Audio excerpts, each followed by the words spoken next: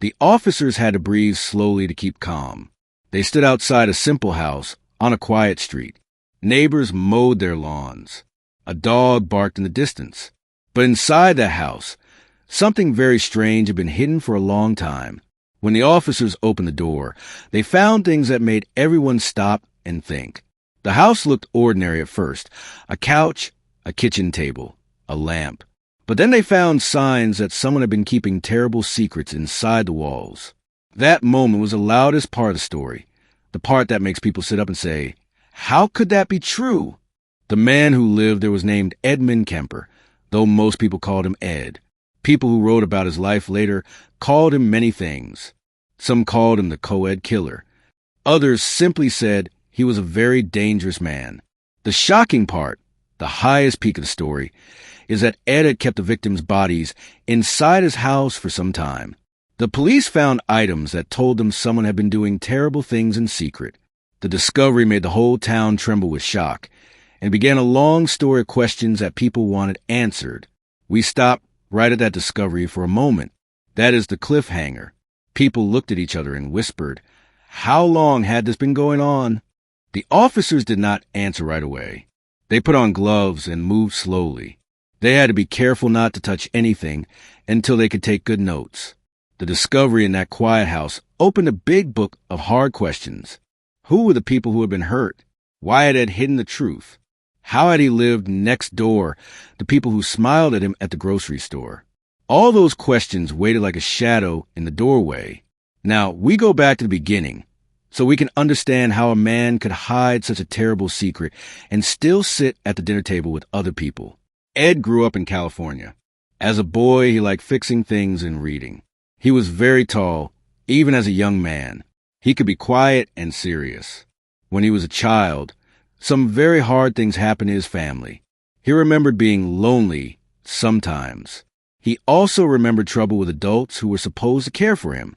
Those early years were not happy ones for Ed. He felt pain, and sometimes that pain changed how he thought about people. When Ed was old enough, he left home and had a life that looked normal to many people. He drove a car. He worked. He sometimes visited friends. He even talked to people in polite ways. But inside, he had strange thoughts that grew darker over time. Those thoughts are part of what led to bad things he later did. Some people try to understand a person by looking at early life, but remembering the past does not excuse what someone chooses to do as an adult. Before the house discovery, there were small warnings. In the early years, people noticed missing persons and strange happenings that did not add up. Young women who hitchhiked sometimes never came home. People who worked in the same town began to whisper that something was wrong. The police investigated some of the early reports, but so many things happened in busy towns that it was hard to see a pattern at first. Ed liked to drive. He liked to talk to people at gas stations and at the end of a road.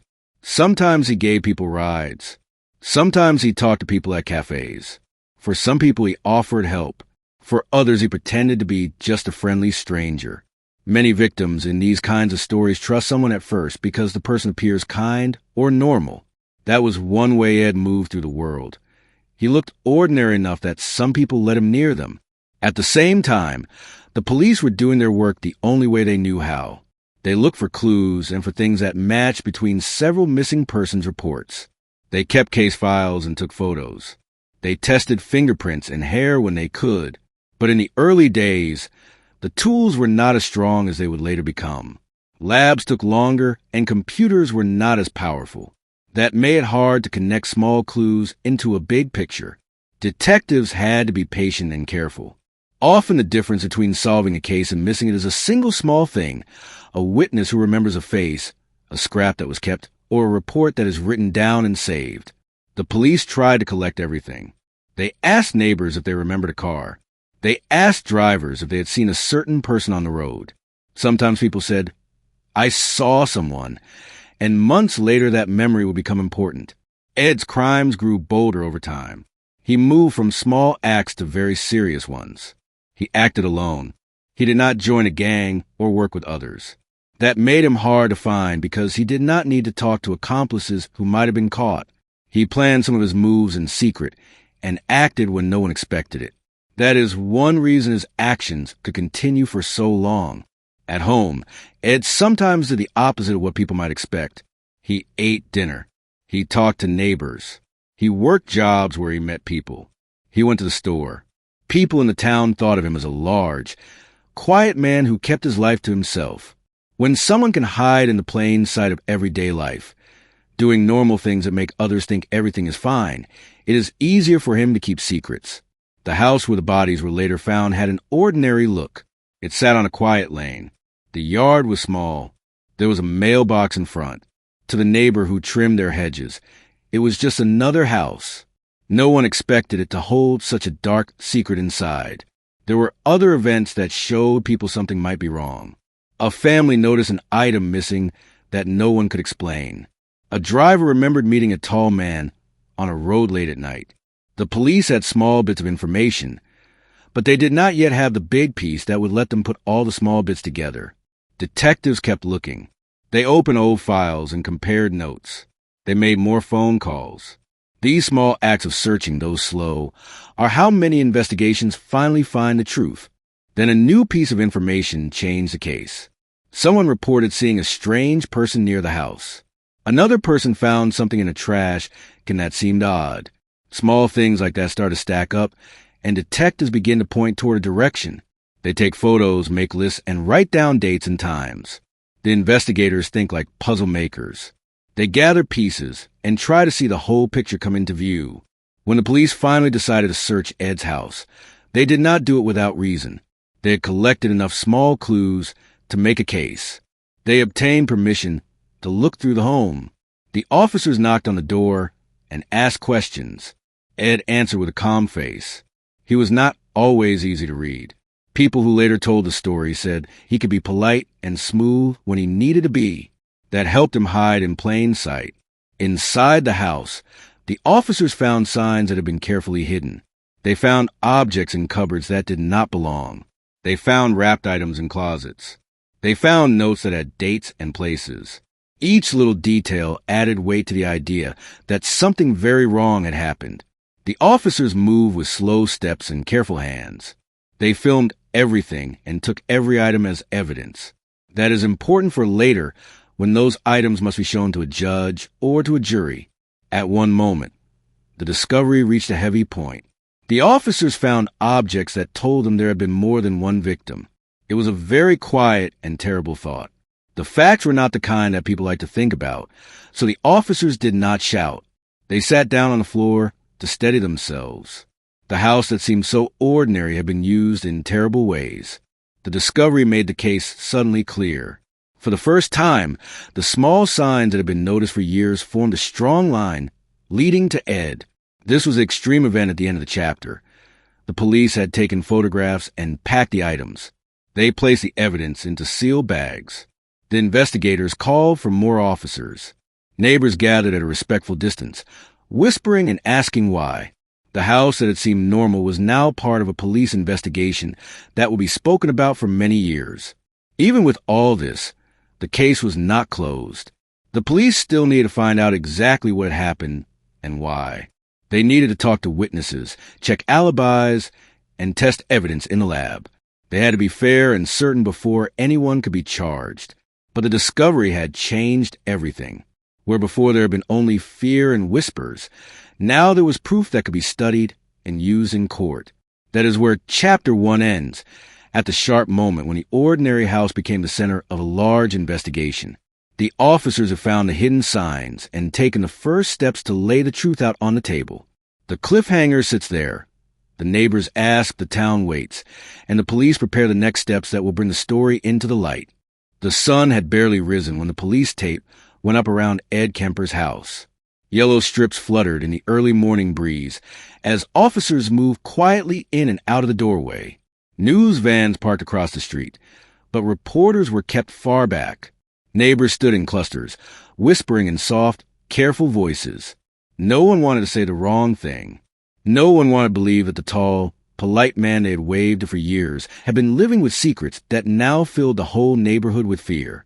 Detective Harris, one of the lead investigators, rubbed his forehead as he looked over his notes. Nothing in his long career had prepared him for a case quite like this. He had solved robberies, missing persons, even a few violent cases, but this was different. This case had layers that hid inside normal life, behind Ed's quiet smile and ordinary routines. Harris knew they needed more than shock. They needed clear proof, careful steps, and a steady plan to bring the whole truth into view.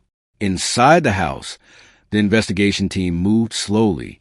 They photographed every room, every angle, every object that seemed out of place. They collected boxes of small items labeled with dates and locations. They found notebooks, magazine pages, and objects that didn't fit the life of someone who spent most days working and staying out of trouble. They also found handwritten notes, not long ones, just small ones with dates and places. That detail sent a cold wave through the entire team. The officers placed everything into sealed evidence bags. The goal was not just to collect items, but to build a timeline, a way to connect actions, dates, and locations into a story that made sense. Police work is part science and part patience. Officers must wait for forensic results, wait for interviews, wait for test results, wait for the moment when small clues form a complete picture. Chapter 2 of this story begins with that waiting. Slow, careful, heavy waiting. Outside, neighbor after neighbor approached officers to share memories. "I used to see him drive off at strange hours," one woman said.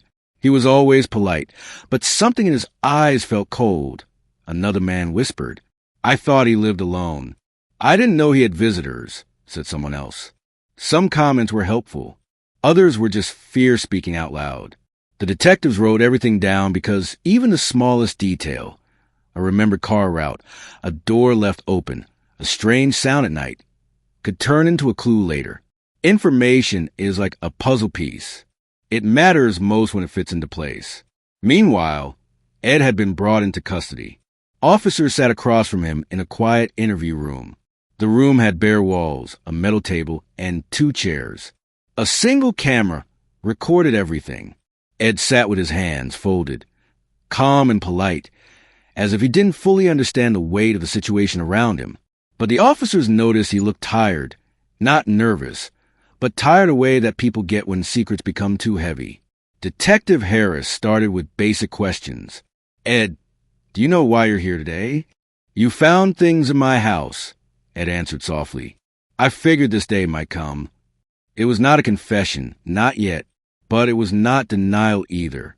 It was something in between, a doorway the detectives hoped to open carefully. Back at the house, forensic teams found fingerprints on some of the items collected.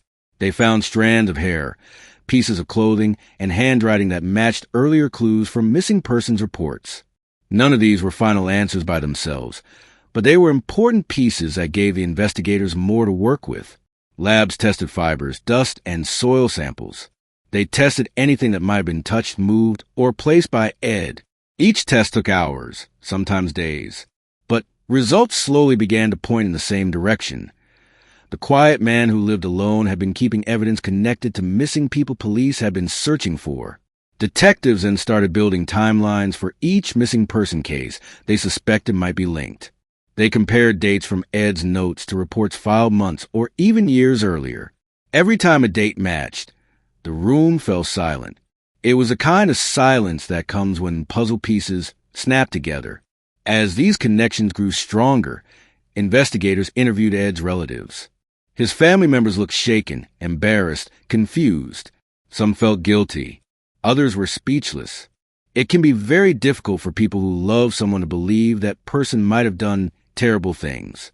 One relative said, "He was troubled, yes, but I never imagined anything like this." Another whispered, "He hid everything from us." Meanwhile, neighbors continued to share stories. "He helped me fix my fence once. He used to smile at my kids. I thought he was harmless. He always paid his rent on time." These small pieces of normalcy made the story even harder to understand. How can someone appear so ordinary on the outside while hiding something so dark on the inside? That is one of the unsettling parts of this case, and one of the reasons it has been studied for a long time. As the investigation deepened, detectives found another major clue, a map. It was folded and tucked inside a book on Ed's shelf. The map had tiny marks in red ink, marking roads outside the city, remote areas, and hiking paths. Some marks match locations where missing persons had last been seen. Others match places where search teams had already looked. This map was not a confession, but was a clue that strongly suggested planning. Detective Harris circled each red mark on a large board at the station. He pinned photos beside each circle. He wrote notes beneath each one, building a visual timeline for the entire investigation team. When the board was full, he stepped back and looked at it, a web of small details that now formed a much larger picture. Back in the interview room, Ed began to speak a little more. Not a confession, not a full story, just hints. "I did things I shouldn't have done," he said quietly. "I tried to stop," he added, his voice calm but distant. "And the house. I suppose the house tells you the rest." These statements were not enough to charge him fully, but they helped detectives prepare for what was coming next. Meanwhile, the city felt a mix of fear and relief. Fear because they now knew something terrible had been happening nearby. Relief because the person who had done those things was now in custody. People left flowers near the police station for the families of those who had gone missing. Community meetings were held so neighbors could support one another. Schools reminded students about safety. The city tried to heal step by step. Even as the investigation continued, the forensic results finally began to return in detail. Handwriting comparisons matched Ed's notes to items found earlier in the case. Fibers found on clothing matched fibers inside Ed's house. Small objects found in his closets matched descriptions given by families of people who had gone missing. Each piece of evidence strengthened the case. Detectives then obtained a warrant to examine Ed's car. Inside, they found soil samples, tools, and a folded tarp. None of these items were shocking by themselves. Many people keep such things in their cars, but matched with the rest of the evidence. They became important. One of the soil samples matched soil found at a location tied to one missing person report. Another small item found inside the car matched something a family had mentioned years earlier in their statement. Piece by piece, the truth was becoming clearer. Now comes the moment that ends Chapter 2, the next extreme event. Late one evening, investigators uncovered a small locked box in Ed's garage. It was hidden behind old books and tools. The box was heavy metal and secured with a simple latch. When officers carefully opened it, they found notebooks, more detailed than the others, filled with dates, names, and places. They also found items that suggested Ed had been keeping memories of people the city had been searching for. The room fell completely silent. This was not just another clue. This was a turning point. The moment investigators realized they had found the core of the case. Detective Harris closed the box slowly and ordered it sealed immediately. The chapter ends on that discovery, the lockbox that held the clearest evidence yet. The truth was no longer scattered. It had a home, and the investigators had found it. When you are ready, I will write Chapter 3, where the investigation reaches its conclusion, the court case unfolds, and the city learns how to move forward after facing such a frightening truth.